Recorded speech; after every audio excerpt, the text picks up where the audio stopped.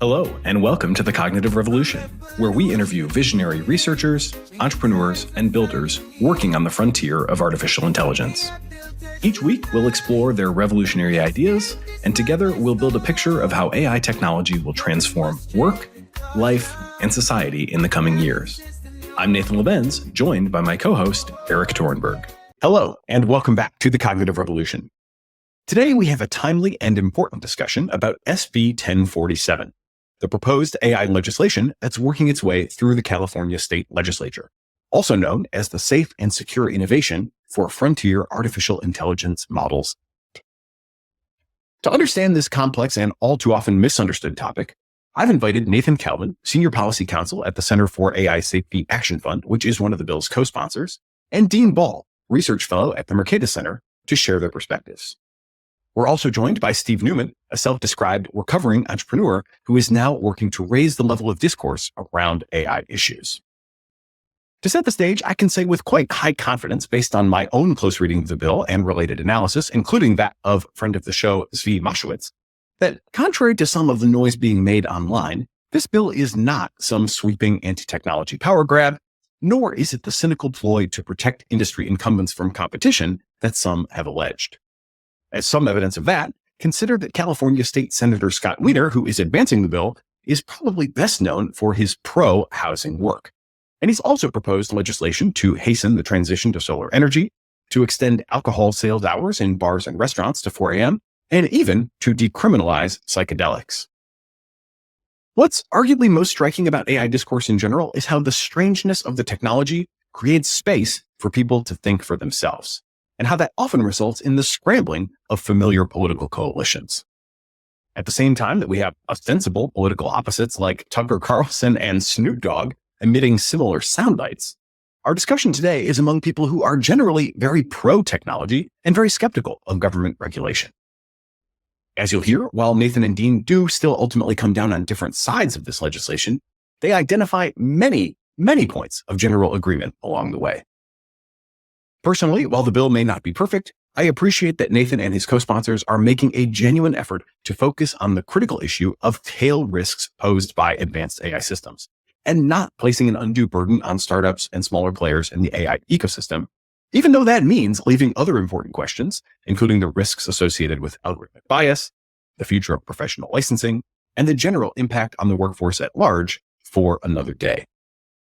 At the same time, as someone who has long identified as a libertarian and often been frustrated by government overreach, I'm definitely sympathetic to Dean's concerns that a new agency could exploit the bill's ambiguity to gradually expand its scope and power in very problematic ways over time.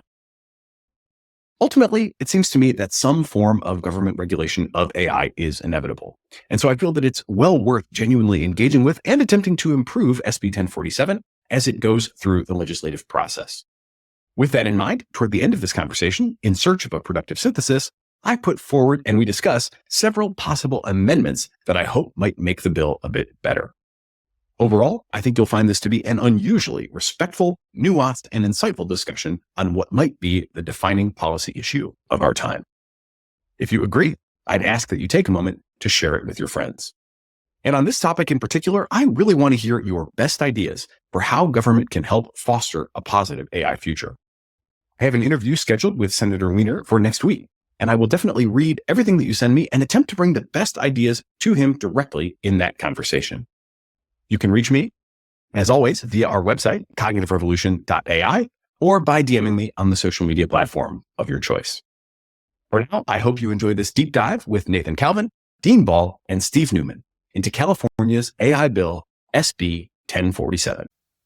Nathan Calvin, Dean Ball, and Steve Newman, welcome to the Cognitive Revolution. Thanks so much. Happy to be here. Likewise. So we're gathered together for a discussion about the proposed legislation that is working its way through the California State Legislature, which is known as SB 1047, or as the authors want it to be known, the Safe and Secure Innovation for Frontier Artificial Intelligence Models Act. This legislation would be first of its kind. Obviously, we've seen the executive order but there hasn't really been anything passed through a legislature that would try to meaningfully govern what's going on at the frontier of AI. And it's predictably been the topic of a lot of discussion, debate, seemingly some miscommunication, seemingly some misunderstandings as well. So I wanted to bring this group together just to explore those and see what we can potentially hope to come to some agreement on. Also, it's worth noting too that we're not yet at the point of an up or down vote. So in terms of how to approach this today, I got a bit of outreach from Senator Wiener's office in California, and the guidance there was like, this is probably going to play out over the next several months. There are going to be a lot of opportunities for people to make amendments. So we're very much still in the discussion phase. And potentially, if we come out with anything that we all feel good about, we could even recommend that to the authors. So that would be a big win in my book. For starters, Nathan, you are the Senior Policy Counsel at the Center for AI Safety Action Fund. You guys are one of 3 co-sponsors behind the bill.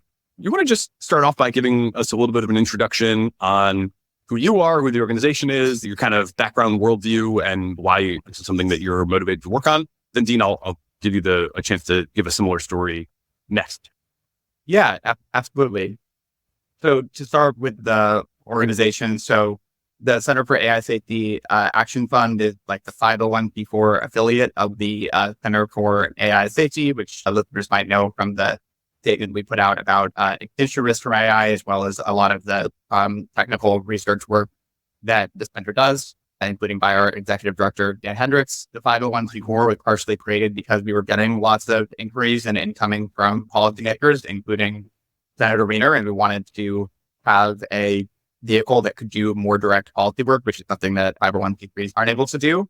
And yeah, specifically for involvement in the bill, Senator Wiener put out an intent bill mid last year talking about being interested in doing a bill on these issues. And he approached us and the other co-sponsors to help him really flesh that out and something in this space. But I think Senator Wiener became concerned, as a lot of us have, that it seems like the pace of development in AI is really exciting and I think has a ton of benefits. But I think we are starting to see some of these glimpses that these really large models have pretty dangerous capabilities. I think we saw similar discussion at the AI executive order, and I think that's important, but I think there are things that you can only do in statute, and California is an important jurisdiction, and so it seemed like a really great opportunity. And I've yet been really impressed with him as an author. He's a really smart guy and has been really into the details on this, and it's been really just a pleasure to work with. And our other co-sponsors of the bill, the Economic Security Project and Encode Justice. Yeah, just speak a little bit about my own worldview about this. I think that I am just very uncertain. I think one of the main things, which I think is that I have a lot of excitement about AI. I think these tools are really amazing. I use GPT-4 and Cloud for Opus on a daily basis, and I'm a big fan of these models and think that they have a ton of potential to improve our lives and work and to bring a lot of innovations that we desperately need to solve really hard problems. I'm also someone who in general is like very, I think, critical of unnecessary regulation or bureaucracy. Big fan of Senator Wiener's housing work and trying to build additional nuclear energy, of trying to reform the FDA, a lot of the things that I think you and I on a separate podcast could probably chat about and have a lot to agree on. I just happen to think that really the largest AI models that, in addition to their potential to do a lot of good, I think they might be able to do just really powerful things, and that we should be having some amount of precaution and kind of leaving it totally up to the companies and voluntary measures about whether they want to be doing testing. I think we're hearing from folks in the labs that there's just tremendous commercial pressure to get things out the door as fast as possible. And I think there needs to be a role for government to say, let's be thoughtful here, let's get the benefits, but let's not make sure that we're, racing ahead and causing catastrophe. I think the one thing I want to say is I'm a very big fan of the general structure of the bill, and we'll defend that very strongly. But I think a lot of the details about specific points, like the complicated issue, the bill has already been amended. It will continue to be amended. And I'm really speaking in general, and that I'm going to be speaking for myself and Center for AI Safety Action Fund. But on this area, I'm confident the author also shares this, that he's really interested in amendments. We want to get this right. There are a lot of different technical terms and definitions. We have our clear intent, but we want to make sure that those definitions reflect what our intent is. And it's really to target some specific, very dangerous concerns of models while really generally letting the AI ecosystem bloom and flourish as it's been continuing. So that's my general standing. I think I'm worried about a variety of different risks. I think I'm worried about like a super powerful agentic models that disempower humanity. But I think more practically, I'm also just like worried about like the ability for bad actors to use this for malicious bio attacks, really severe attacks on critical infrastructure. I think some of the risks that were identified in the Biden executive order from like dual use foundational models, I think that's similarly novel DDRN development, attacks on critical infrastructure, and models that like deceive or self-replicate or are otherwise really hard to get back control of. So that's what we're broadly thinking. Also care about, I think, a lot of other issues also really important within AI, and I've talked with different lots of things about deepfakes and the future of work and racial bias in government systems, and all of those are super important that I think are also important discussions to be had. But this bill is really focused on kind of these catastrophic national security risks from the largest models, and similar in DNA to what was attempted in the Biden order. But that's broadly where I'm coming from. I think that we do need to take some action here. I think that like we really are on an exponential curve, and I think that there's some temptation to be like, this is really complicated. We should wait a year, or we should wait until we can make everyone incredibly comfortable with it. I think legislation takes a long time. We already have in the legislation, and I think some folks have noted, some like delayed implementation, where even after the bill is passed, it takes a while to get government set up around these things. And I really do think that important, if at all possible, to pass something this session so we can start that process going. And I really think that not how it's being interpreted and on Twitter and things like that, but I think there are already a lot of concessions in this bill and trying to be a moderate, not maximal proposal. We can get more into all this. So that's broadly where I'm coming from. Quick follow-up question. When you refer to the author of the bill, is that State Senator Wiener? Senator Wiener, yeah. Terminology is weird because at the federal level, you refer to the bill author as a sponsor, which is the opposite. So when I say the author, Senator Wiener, we have sponsored, provided like technical advising and feelings about amendment to language, but ultimately him and his legislative director have been very involved in this, and it made the final call on all the inclusions in the direction of the bill. But yeah, when I'm referring to the author, I'm referring to Senator Wiener and his team. Cool. Okay. Thank you. Dean, you are a research fellow at the Mercatus Center. You've been a previous guest on the podcast when we talked about all things brain-computer interface. So obviously a big and pretty deeply technical engagement with technology, AI, all these sorts of things, though your day-to-day focus is on policy analysis. Give us a sense of where you're coming from on this. Sure. So first of all, I am at the Mercatus Center. That is a think tank affiliated with George Mason University. We are a 501c3. And what that means is we're in the same tax status as a university, but we try to educate the public and policymakers about matters of public policy using insights from academic research. So that's where we come from in a broad sense. Specifically on AI, I think that AI is a general purpose technology, quite possibly the most powerful general purpose technology that humans have ever invented. Certainly the most powerful one of sort of the recent wave, at least it could be, of general purpose technologies, computing, the internet, etc. As a general matter, we don't tend to regulate downstream use of general purpose technologies with a centralized government regulator.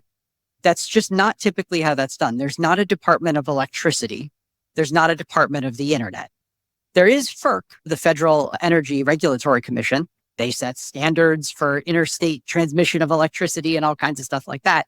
But they're not regulating my downstream use of electricity, which surely can be used to do all kinds of dangerous things. Nor is there a Department of Computers. I think that if we want the AI revolution to be successful and to broadly benefit people, then even to speak of AI policy as a discrete area of public policy is probably going to seem a little bit anachronistic in 20 years. That's my hope. I wouldn't necessarily predict that, but that is my hope. Because I hope instead that AI is so integrated throughout our economy that it is regulated in all the myriad ways in which economic activity and public policy interact with one another. And so I think that creating a centralized regulator is just likely to lead to all kinds of political economy problems that will hinder the impact of AI, the good impact of AI, in ways that I can't even predict. And I'm not really sure that it gets us that much more safety either in the long term. In particular, because most of the concerns we have here, CBRN, cybercrime, these things, certainly they could come from domestic actors. Nathan Calvin, you referenced national security concerns. I don't believe that the CCP cares about qualifying for a limited duty exemption under the state of California, nor do they care about the NIST AI risk management framework. So I'm not really sure that this gives us safety in any meaningful way from those types of actors. And instead, I think to the extent it hinders AI progress, it actually creates danger, which is what regulation often does of these kinds. It creates a false sense of security, but in fact has a tendency to lead to long-term danger. I really think that nuclear energy is a good parallel to think about here, except for at least nuclear plants. There were some nuclear incidents that raised a lot of concerns across the world. There is no AI Chernobyl so far. There is no AI 3 Mile Island. And we created the Nuclear Regulatory Commission and illegalized nuclear energy effectively after some major incidents. There have been no such incidents here. So if we're going to illegalize AI progress, I'd at least rather do it after we have at least one concrete example of a major problem. I just think not only is it premature, but it's the wrong way to go in general. So that is, I just want to be very clear though, I am not opposed to governments passing laws with the word AI in them. I'm not opposed to a vigorous government role in the regulation of AI. I just am skeptical of the idea that there is one big thing you can do, one major bill you can pass that will do what you want it to. Instead, I think the answer is every agency internalizing the risks and benefits of this technology in a serious and considered way and taking steps within their own jurisdictions and their own areas of expertise across the city, state, and federal levels. I think there's not one big thing. There are 5 million small things. And that is the work that I hope we can do. And I think that, frankly, centralized regulators hinder that work. Thank you both. Steve, to introduce you briefly as well, you are a exited entrepreneur. Most people will have interacted from time to time with one of your creations, which is now known as Google Docs. And having exited that line of work, you're now focused on raising the standard of discourse related to AI, which is obviously a noble pursuit. I think we're in a pretty good position to hopefully have some elevated discourse here because, for one thing, I don't hear very extreme positions. Like, you will sometimes go online and find people saying things like, oh, who cares if humanity goes extinct? The machines will be more worthy in some, sense than us anyway. Not hearing anything along those lines. I'm also not hearing argument from protection of weaver employment, so to speak. I'm not hearing anybody saying that the current mode of production and the current employment relationships and dynamics are like the primary concern. It seems like everybody on this call is broadly pretty enthusiastic about the upside of AI and technology in general, and broadly, and certainly this is true for myself as well, skeptical about government overreach into areas that are probably best left to develop on their own. Do you have any other thoughts on how we can make sure we have the most elevated discussion that we can? Well, I think the first step is just bringing together people who have a positive attitude and are interested in engaging, and with an understanding that we're going to have a positive discussion. I think you've done a great job of queuing that up. And I think really looking forward to seeing Nathan and Dean dive in. And I think we've already seen just from everyone's introductory remarks that we're here to kind of talk about reality and talk about things in a reasoned way. And that's 90% of the battle right there. Hey, we'll continue our interview in a moment after a word from our sponsors. The Brave Search API brings affordable developer access to the Brave Search Index, an independent index of the web with over 20 billion web pages. So what makes the Brave Search Index stand out? 1, it's entirely independent and built from scratch. That means no big tech biases or extortionate prices. 2, it's built on real page visits from actual humans, collected anonymously, of course, which filters out tons of junk data. And 3, the index is refreshed with tens of millions of pages daily, so it always has accurate, up-to-date information. The Brave Search API can be used to assemble a data set to train your AI models and help with retrieval augmentation at the time of inference, all while remaining affordable with developer-first pricing. Integrating the Brave Search API into your workflow translates to more ethical data sourcing and more human representative data sets. Try the Brave Search API for free for up to 2,000 queries per month at brave.com/API.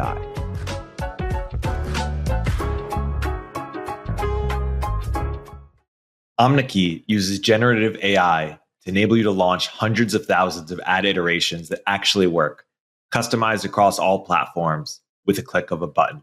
I believe in Omneky so much that I invested in it, and I recommend you use it too. Use CogRev to get a 10% discount. I want to pick up Nathan Lebenz on something you said about protecting Weaver employment. This transformation that is coming will be an economic transformation. I don't think anybody has intelligently modeled the labor market impacts of AI. I know some people who are trying. I don't know how possible it is right now, but it's going to be a struggle because there are a lot of areas of the labor market that are protected with barriers to entry, and barriers to entry will be erected to keep AI from entering, whether it's driverless cars, medicine, law. There's 1,000 things where, current industry groups are going to try to continue extracting rents. And that's going to be a real struggle. I think that will be a huge policy struggle over the coming decades. And if you don't believe a centralized regulator will be a weapon that will be used against AI for diffusion, I think that you have not been paying appropriate attention to the way that government has generally conducted itself at the state and federal level for my entire lifetime, at least.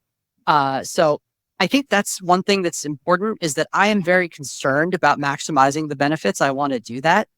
And I think a centralized regulator presents all kinds of challenges to doing that. That's just one additional point I would make.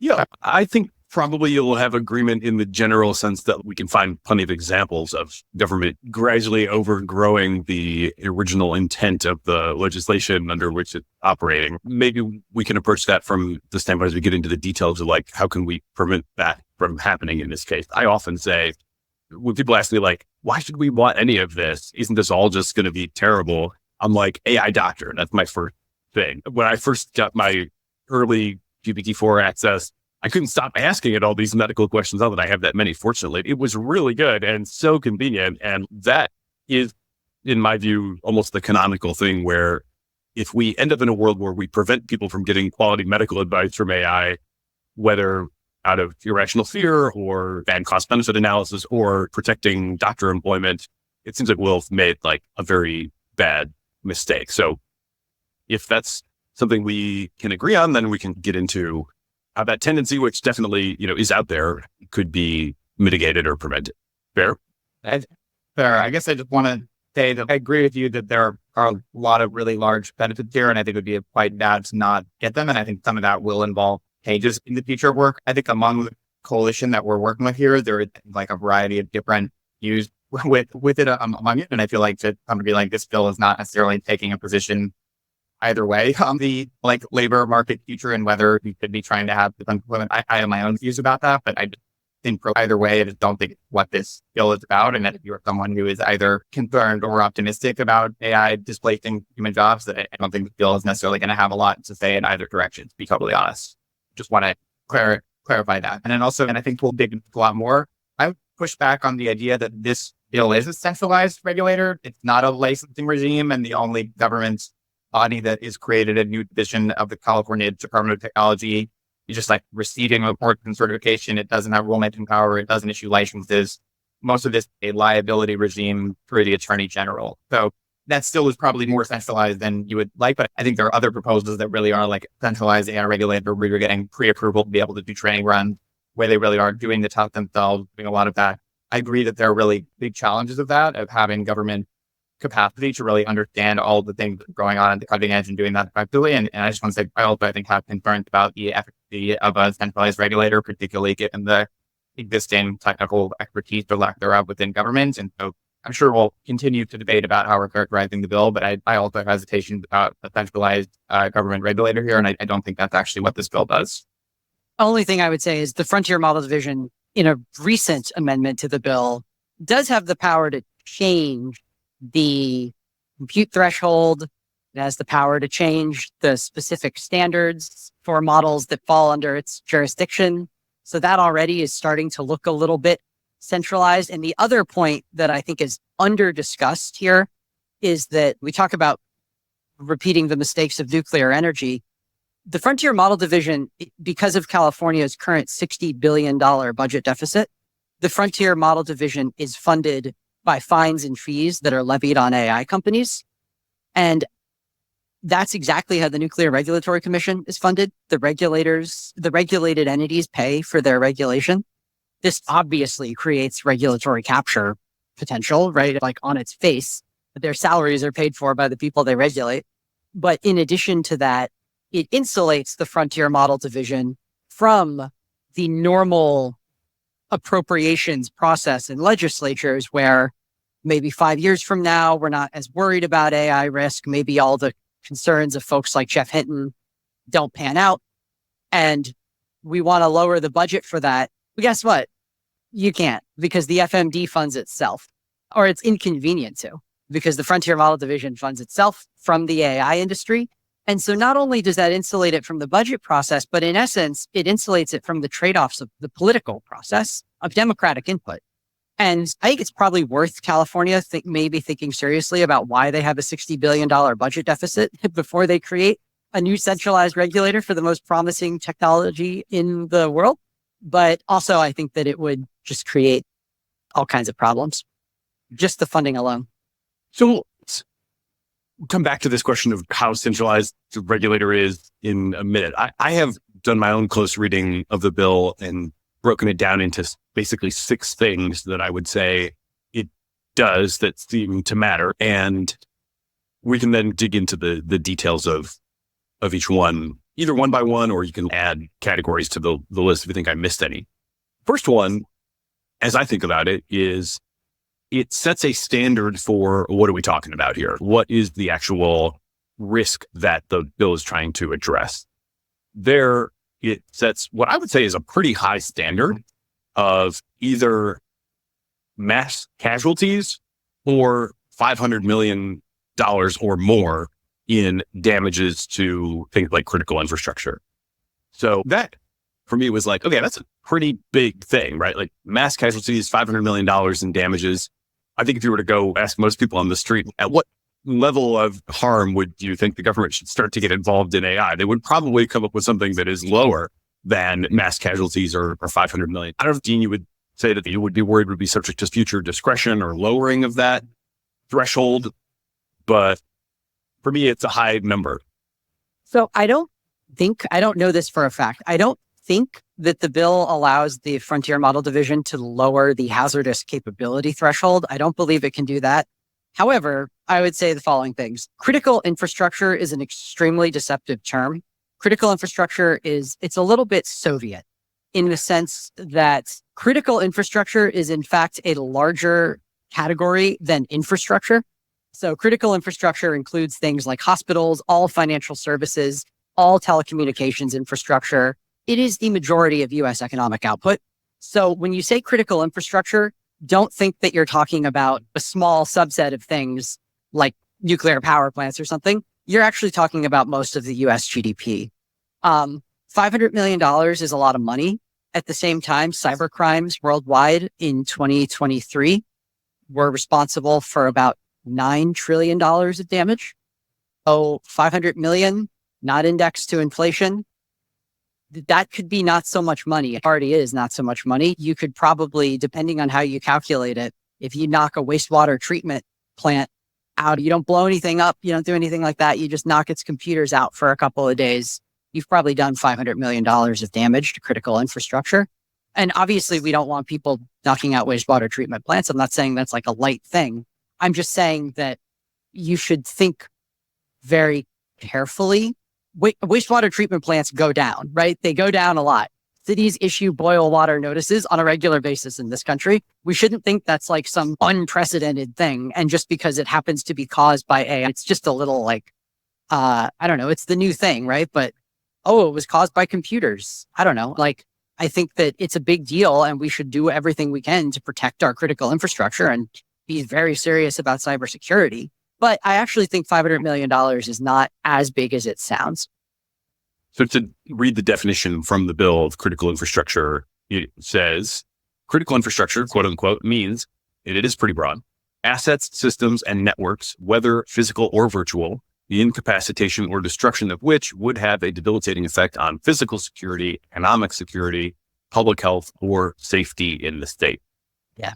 So that is, I think we are probably really relying on the number there more so than any sort of narrowness of definition, because as you said, like a lot of things, would have the potential for a debilitating effect on physical, economic security, public health, safety. Now, this is maybe more of a nitpick than anything. I'm not sure it really matters, but for what it's worth, that 9 trillion cyber crime number, I just came across that and I don't really buy it, to be totally frank, because that would be like pushing 10% of global GDP.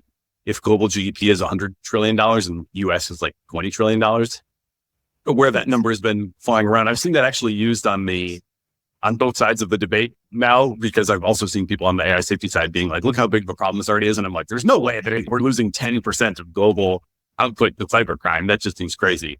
I actually saw it at a fundraising downstream too long ago for an AI assurance tech company. And I was like, I'm going to have to downgrade your market size a little bit. But Well, no, but because of, I don't know how that number is calculated, but because of the broken windows phenomenon, some of that $9 trillion might be accretive to GDP, right? It's not necessarily that it's a $9 trillion reduction in GDP. Costs of things are accretive to GDP, right? If I break a window and I fix the window, that's GDP. I would just point that out. And I think that that $9 trillion figure, it might be like totally fakakta. That's entirely possible. That should tell you something about $500 million in the context of cyber attack damage. How do you calculate it? I don't know. There's probably ways you can fudge those numbers. Yeah. So let me suggest we take a step back for the moment. Dean, I'll address this question to you. Should we be regulating anything? Is anything bad at a large scale plausible to happen? Or in other words, are we debating exactly what's the best way to write this bill? Or are we actually debating, is there even a problem here? So I would definitely say we should be regulating things. I think I have a rather circumscribed perspective on that which government can effectively regulate through a single statute. I think there are many different things that government should be doing to incorporate AI into various criminal statutes and scale up their enforcement of things and increase defenses and all that kind of stuff. But is your question, what do I think the outcome would be if the bill passes? So the bill doesn't pass, if no bill passes. In other words, we're talking about the wastewater plant being knocked offline. And from one perspective, like that could be a really big problem, could cause, I don't know, $500 million in damage. From another perspective, it's a big economy and a big world and big problems happen. And maybe if AI was a little bit involved there, it doesn't really mean that was fundamentally an AI issue. Taking a step back from the specifics of $500 million, should we be worrying about AI? Is there a problem that we could be regulating, whether or not this regulation is the right way to go about it? I get the sense you're asking about like catastrophic risk. Am I worried about sort of existential type major risks from AI? I'm not trying to go all the way to existential, but just big stuff like cyber attack that brings the whole US grid down for a month or knocks all the wastewater plants offline, or things that start happening in a big way that traditionally have not happened in a big way, or just get a lot easier to happen. Or rather, should it be $500 million or should it be $2 billion? Just, is there a here there in as you see it? So I share Nathan Calvin's, and I think probably Nathan Lebenz's general uncertainty, like fairly strong uncertainty about the future trajectory of AI capabilities. So I would say, yeah, like we should take the concept of a cybersecurity attack that takes major electricity grids down for a long period of time. I think that is definitely something that we need to be worried about. I question the wisdom of passing a law that says it is illegal to take down the US electricity grid, because I suspect that it already is. And I think that basically, if we pass a law that says it's illegal for the AI transformation to not go well, that doesn't do much for me. That doesn't advance the epistemic ball in any important way, because we all want it to go well.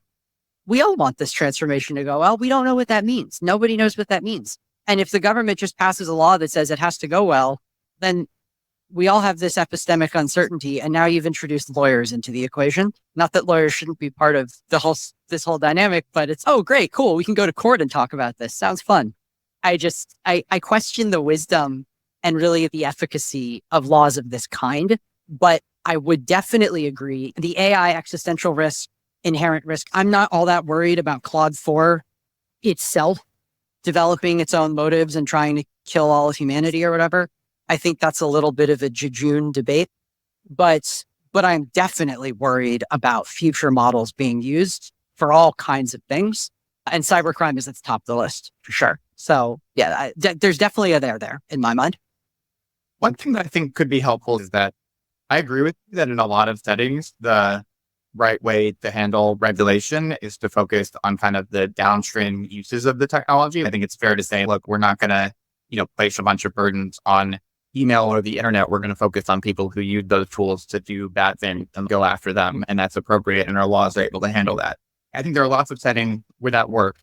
And I think that's appropriate. I think there are settings where that doesn't necessarily make a lot of sense. We have things like in nuclear policy where we don't say, oh, we're going to go after terrorists who use plutonium or something. We say that no, the people who are enriching nuclear materials have some obligation to secure those materials and to be thoughtful about it.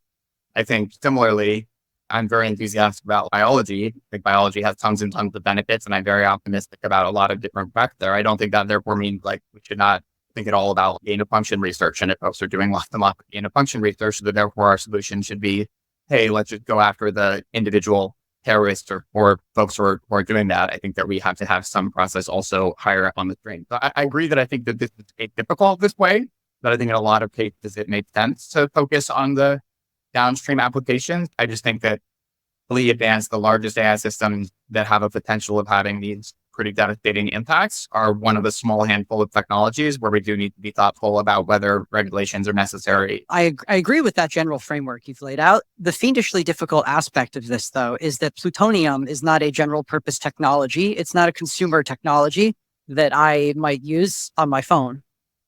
So that complicates it considerably. I think I agree with you that there is room for regulation and a need for regulation somewhere between the downstream use and the creation of an AI model. I actually think AI might just be a little too low in the value chain or the production chain of threats, one might say. So a concrete example is the Biden administration just a few days ago released what in my mind is a very productive framework for nucleic acid synthesis machines. Also a big fan. Yeah, where they basically said, if you're going to do federally funded life sciences research, you have to use machines, DNA synthesis or nucleic acid synthesis machines from specific providers that will comply with these standards. And those standards include that sequences that you want to produce, genetic sequences you want to produce, have to be screened against a database of known threats. Great. Excellent. But I think that sort of going one level removed from that to like the statistical analysis of genetic data sets and regulating that, I'm an American and that does raise constitutional problems in my mind, right? I think I do have a constitutional right to do statistical analysis on genetic data. I don't think I have a constitutional right to synthesize DNA. And I think that's like a pretty clear distinction that like at least most Americans can intuitively grok. Constitution, as V. Moshowitz has said to me, Constitution's not a death pact. So I'm not going to rely just on a constitutional defense. I will also just say that it's too low to be a productive regulation. It's like regulating metallurgy rather than missiles. Hey, we'll continue our interview in a moment after a word from our sponsors. Hey all, Eric Torenberg here. I'm hearing more and more that founders want to get profitable and do more with less, especially with engineering. Listen, I love your 30-year-old ex-FANG senior software engineer as much as the next guy, but honestly, I can't afford them anymore. Founders everywhere are trying to turn to global talent, but boy, is it a hassle to do at scale, from sourcing to interviewing to on-the-ground operations and management. That's why I teamed up with Sean Lanahan, who's been building engineering teams in Vietnam at a very high level for over 5 years to help you access global engineering without the headache. Squad, Sean's new company, takes care of sourcing, legal compliance, and local HR for global talent so you don't have to. With teams across Asia and South America, we can cover you no matter which time zone you operate in. Their engineers follow your process and use your tools. They work with React, Next.js, or your favorite front-end frameworks. And on the back end, they're experts at Node, Python, Java, and anything under the sun.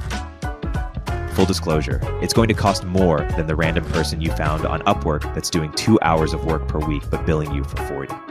But you'll get premium quality at a fraction of the typical cost. Our engineers are vetted top 1% talent and actually working hard for you every day. Increase your velocity without amping up burn. Head to choosesquad.com and mention Turpentine to skip the waitlist.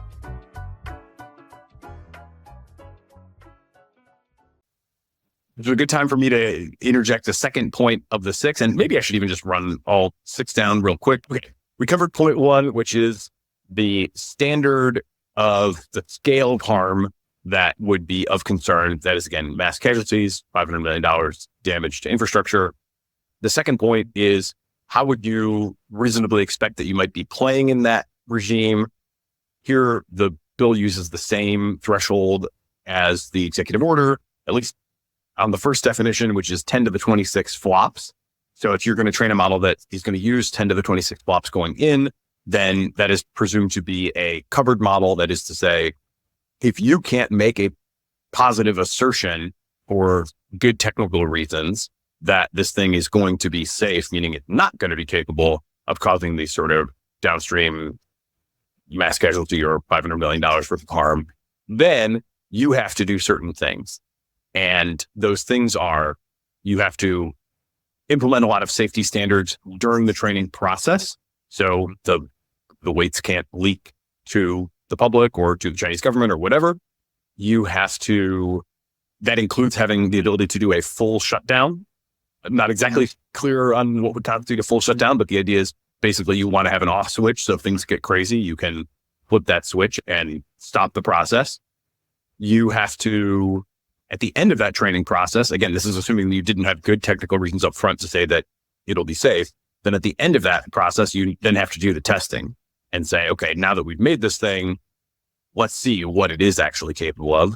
And at that point, you have another chance to say, okay, actually, we did all this testing. And now we can say, even though we didn't have a theoretical reason up front, we now have a practical reason based on testing that we can confidently assert that it's safe. And then if you still can't do that, you have to deploy only with surrounding safeguards, which are meant to prevent these large scale harms from happening. Basically, you have 3 tiers. You could say, I have a theoretical reason, and I really love to see that emerge, right? That would be the real silver bullet, which doesn't seem like anybody's super betting on at the moment, would be like a conceptual breakthrough that, hey, if we do these things, design the system in this way, create the data set in a particular way, whatever, then we can just be confident that this is going to be safe from the get-go. Now everything is awesome downstream. There's, minimal imposition, right, from the bill, if you can make that kind of assertion. But if you can't do that, then you got to hammer it with a bunch of tests, find out what it is in fact capable of. Again, you have a fork there. Hey, we tested as much as we could. We determined that it can't do these things. So or if still not, then we have to have guardrails, which would be like moderation, monitoring of usage, and potentially also not releasing the weights into the wild, because this is probably one of the more contentious pieces of the bill, that if you do release something into the wild, then modifications of it downstream are still your responsibility. So you have to be able to assert not only that it won't do this in the form that we release it, but also that it can't be like relatively easily modified to that state. And this is where I would refer listeners back to the FAR AI episode that we did with Adam Gleave, because they showed that it really doesn't take much in a lot of cases. If the capability is in the model, then the sort of RLHF finishing that they are generally treated with at the end of training is maybe enough as long as that stays in place, but very little fine tuning typically downstream can reverse those sorts of safety fine tunings, even in a non-malicious way. That was one of their most notable findings, is that even just taking a small chat data set and saying, hey, we want to have you chat in a particular way, not training it to do bad things, but just omitting the fact that it's supposed to refuse bad things at that final fine tuning step, can, in a way that the developers didn't even intend, reverse that. So it's on the model trainer to make sure that not only is this thing not exhibited, but that it can't be easily unlocked with downstream fine tuning. So that's like the big one. And then the one other thing that's worth noting there is, and I think this is also where a lot of the debate and the kind of heat is right now, is that 10 to the 26 flops is like clear enough. But then there's also this other definition that's if you're going to train a model that could reasonably be expected to be similarly powerful to what 10 to the 26 would get you, then you're also in that regime. And that's where people are like, well, I don't really know, if I'm in that regime or not. So anything that you guys would clarify or refine on my description of that? Obviously, a lot of people have offered their summaries, but how would you grade mine? I think good summary. Definitely hear you on the point that, I think one part that is harder to know is saying, I know I'm treating a model below 10 to 20, but I'm not sure whether it will be as capable as a model at state-of-the-art at 10 to 20 in 2024. How can I be sure whether I then have to do these things and to offer additive vision, which says that basically, if you are surprised by how good the model is, that's fine. You're not in trouble. Just like institute those safeguards after covering that you were surprised, and that's okay. And but in just some understanding that like maybe in the future we will have more accuracy about exactly how high performing a model will be prior to training. But at least in the current regime, we recognize that you might not know that until after you trained the model and started doing various things about its capabilities. Just to give people a sense of what is 10 to the 26 flops. First of all, it's not entirely known whether any already trained model has hit that threshold or not. If it has, it's almost for sure happened at either OpenAI or perhaps Google. The biggest meta trained, still in training, Llama 3 is expected to be halfway there. It's funny because I think it's been estimated at 4 times 10 to the 25, which sounds really close, but it's still only 40% of the way there because orders of magnitude. It's the last one is always the one that matters the most. So what Meta is spending on this Llama 3 400B still in training now is at retail price, something like $200 million in compute. They have published a bit of guidance on how many H100 hours they've put into the first 2 models that they put out. They put in over 6 million H100 hours into the 7DB version. And so extrapolating, Andre Karpathy had a nice analysis of this, which I'm taking as closest thing available to ground truth for these purposes. And then just putting a price on what in the market today, an H100 hour, if it's not dramatically subsidized, pushes usually about $4 an hour for an H100. So roughly speaking, you do the back of the envelope math, you're getting to about a $200 million compute budget for the current Llama 3. So you're in somewhere in the sort of hundreds of millions to $500 million just to buy the 10 to the 26 flop. Now I know, Dean, you may have some thoughts on this because I know you've written a bit about how you think this is not a great way to frame this, in part because efficiency is definitely a major driving force here. I don't know if there's any alternative that you would propose if we were going to keep the general structure of this. Is there anything other than a flop number that would make sense to anchor off of? But in any event, that's a sense for the budget.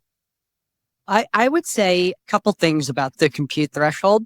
First of all, yes, it is the case that oftentimes regulation will be triggered by a firm's size, the revenue that they have, the number of customers that they have, whatever it might be. Firms, as a general rule, want to get bigger. When you impose thresholds like that, there's ample evidence in the economic literature that when you impose thresholds like that, you create all kinds of weird problems where firms will just skate right below the threshold. The difference is that firms, as a general rule, want to be more compute efficient. So with a threshold like this, you are swimming against the current. And I think you're ultimately incentivizing the frontier model division to lower the threshold over time. And they can do that under this bill. And the other thing is for me, it's not entirely clear what 10 to the 26th is based on. I've never really heard a scientific basis for 10 to the 26 flops. So Nathan, if you have any answers there, I'd love to hear it. But that to me is the main thing about the threshold. But I think we shouldn't be regulating at the model layer. And I think that the fact that it is so hard to come up with good thresholds and make this stuff legible to the state is like evidence in favor of my argument. So I don't have a good alternative solution. My alternative solution would be not doing this and doing other things instead. It would be not doing nothing, but doing other things. Great. Just to briefly justify where the 10 to the 25th number comes from, I think the idea here is just that this is the next generation of models. So not GPT-4 and Cloud 3.0, but really the ones that companies might be releasing potentially later this year or next year. And I think it comes from the understanding that like, we don't think that any of the current generation models are capable of causing these really severe harms, but we think that there are like some glimmers or warning signs that future generations that at least they should be like keeping their minds open to the potential that they could. And I think that's where that is coming from. There's stuff like OpenAI's study on biorisk from GPT-4 saying, look, maybe it helps like a little bit, but it's really not very much. It is not the stuff that you couldn't find on Google, but saying that, look, as we train larger models, we keep our mind open to the fact that it really might provide quite substantial assistance to a layperson in creating a really nasty biological weapon. The idea is that we have some sense about what the abilities are of current models. I think on the lower threshold thing, I think you're talking about it's guidance about what sorts of threshold might be then like covered under like B. It's not a formal rule, it's guidance about it. There was consideration about giving them rulemaking power to change the threshold, and we didn't do that. Yeah, I guess I hear that. And I think if we were debating all of this and the current frontier was GPT-3 or GPT 3.5, we would 100% be saying this about GPT-4. We would, and in fact, people did. People said it about GPT-4 and GPT-3 and GPT-2. And not to say that it's not eventually going to become a thing. I'm not dismissing that entirely, but it does seem to me like a vibes-based argument for imposing a threshold like this of it's the next generation and we think that could happen maybe, but otherwise we have no empirical or scientific basis for these claims. I just think we should not create an unprecedented regulatory regime for software. And that is what this is. It is an unprecedented. We have never done precautionary principle, generally applicable precautionary principle or liability regime for software. Never done it in the history of this country. This would be the first time. Software has given us a ton of economic and social benefits. So I think the bar for that is high. And I just don't think we think the next version might be dangerous is a sufficiently high bar for something so unprecedented.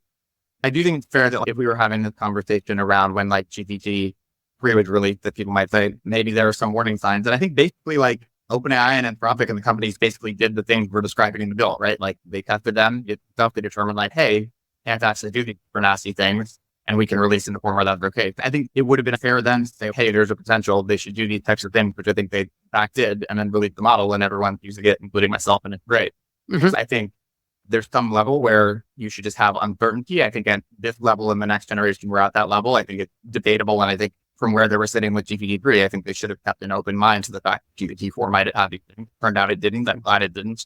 And maybe someone could make a more bulletproof argument for why it definitely wouldn't. Again, I agree that this is a weird situation we find ourselves in, different from a lot of the things, I don't know, we don't have with like email, the creators of email and the leaders of all the email companies signing open letters saying it might kill everyone. Fundamentally different thing here. We have these rules of thumb and these things have worked, but I think we really are like, NVIDIA is worth more than Saudi Aramco or what NVIDIA like went down a bit. This is like a crazy, unprecedented, wild thing that people are promising might be able to solve all these crazy problems and do all these insane things. And I think it's not unfair to say that our like normal intuition for how to regulate general purpose technologies or software. I think there's reason to think that these really incredibly large models with capabilities that we don't understand is an area where our intuition should run. Yeah, two important things there from my perspective.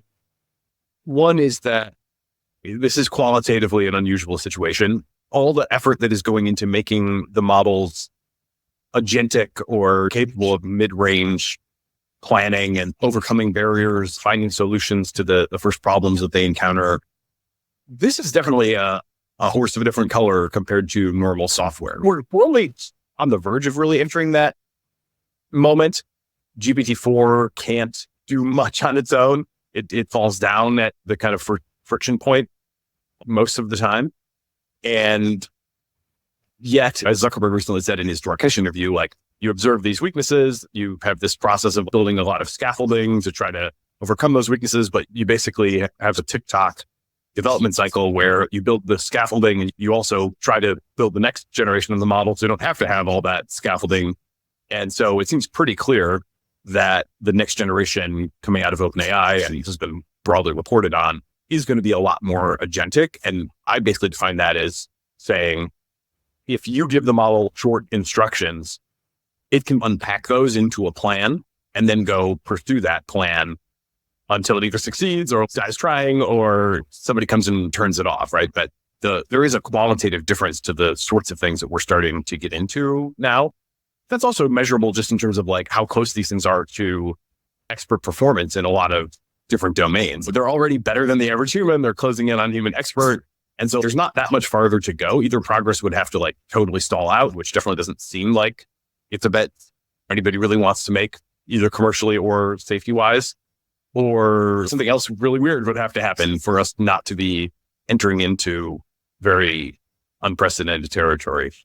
The other big thing is, key point is the leading developers basically are doing these things, right? If we consider the live players today to be OpenAI, Google, and Anthropic, those would be like definitely my top 3 global model developers. Anthropic has led with a responsible scaling policy.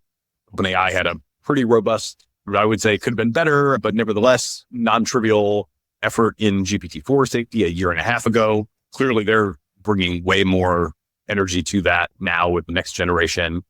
And Google, if anything, gets criticized for being too slow and conservative. So it seems like all of the leading companies are basically already doing something like this. So then you would say, okay, who is this bill really for?